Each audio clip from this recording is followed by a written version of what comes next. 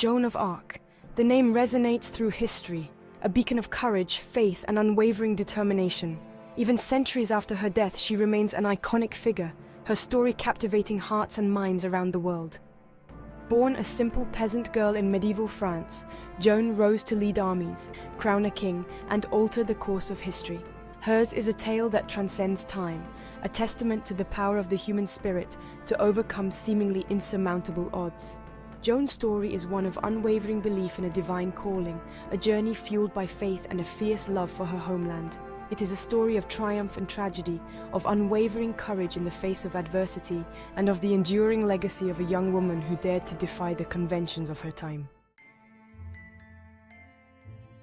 Joan of Arc was born in the small village of Domremy, France in 1412.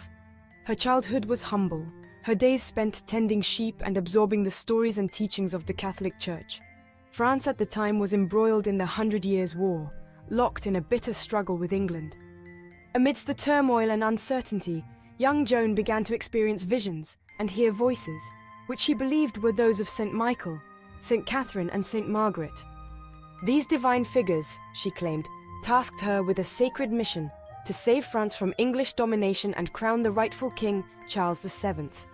Driven by unwavering faith and a deep love for her country, Joan embraced her calling.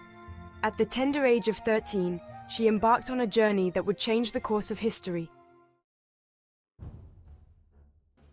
Fueled by her divine mission, Joan journeyed to the castle of Chinon, where the uncrowned Charles VII resided. She was just a teenage girl, clad in simple peasant attire, requesting an audience with the future King of France. It seemed an impossible task, yet Joan's unwavering faith and conviction shone through. She famously recognized Charles, disguised among his courtiers, a testament to her divine guidance.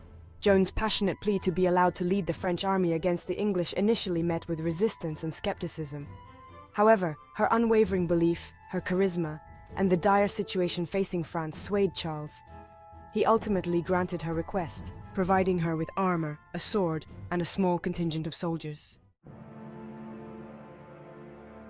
Despite lacking any formal military training, Joan possessed an innate ability to inspire and lead. She rallied the demoralized French troops, instilling in them a renewed sense of purpose and belief. Her piety, courage, and unwavering faith proved contagious. Soldiers saw her as a divinely appointed leader, a symbol of hope in their darkest hour. Joan's military strategies, though unconventional, were effective. She emphasized speed, decisiveness, and the importance of faith.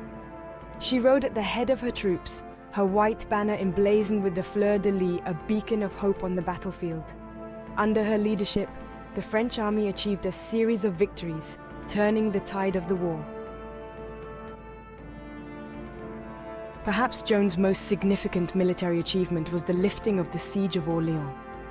This pivotal victory, achieved in just 9 days, marked a turning point in the 100 Years' War. Orléans, a strategically vital city, had been under siege by English forces for months.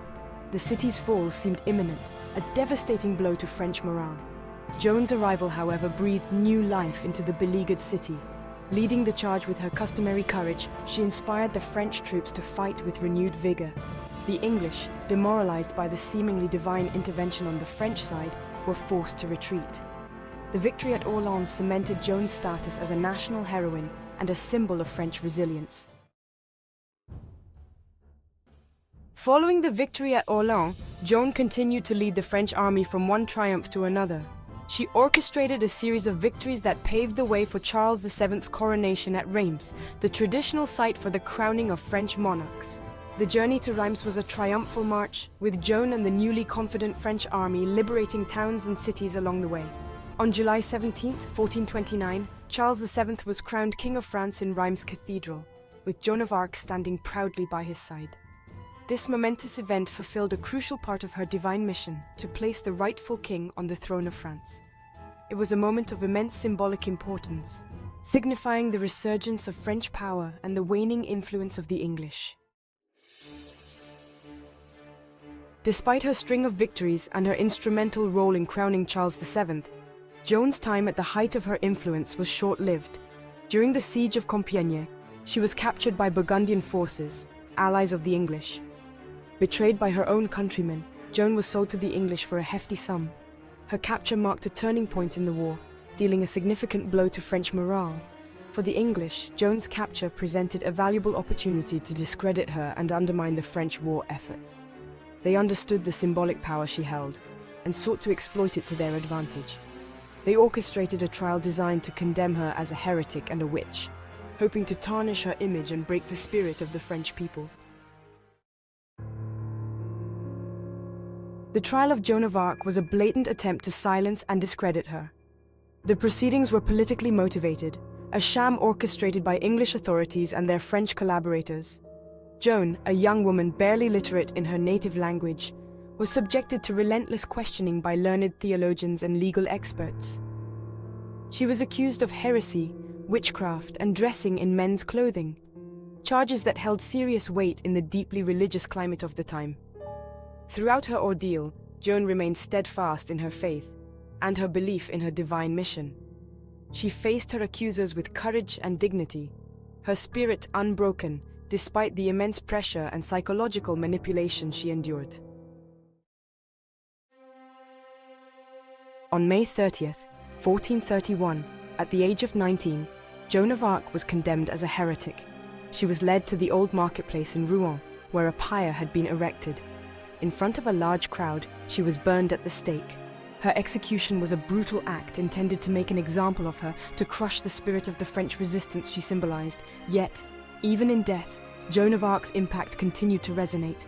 Accounts from witnesses, both French and English, speak of her bravery and piety in her final moments. Her composure and faith in the face of such a horrific death left an indelible mark on those present. The flames that consumed Joan's earthly body could not extinguish the legacy she left behind. Her story, a testament to unwavering faith, courage, and patriotism, continued to inspire the French people. She became a powerful symbol of French national identity, a unifying figure who transcended social divisions. In the years following her death, efforts were made to clear Joan's name. In 1456, Pope Calixtus III overturned her conviction, declaring her innocent of all charges. She was beatified in 1909 and finally canonized as a saint by the Catholic Church in 1920. Joan of Arc's story continues to captivate and inspire centuries after her death.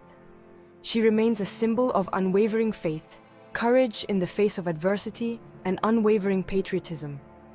Her willingness to sacrifice everything for her beliefs, her unwavering commitment to her divine mission, and her ability to unite a nation make her story truly timeless. Joan of Arc's legacy extends far beyond the realm of history books and religious iconography. She continues to inspire artists, writers, musicians, and filmmakers, her story retold and reinterpreted for each generation. Her image adorns countless statues, paintings, and stained glass windows, a testament to her enduring impact on art and culture.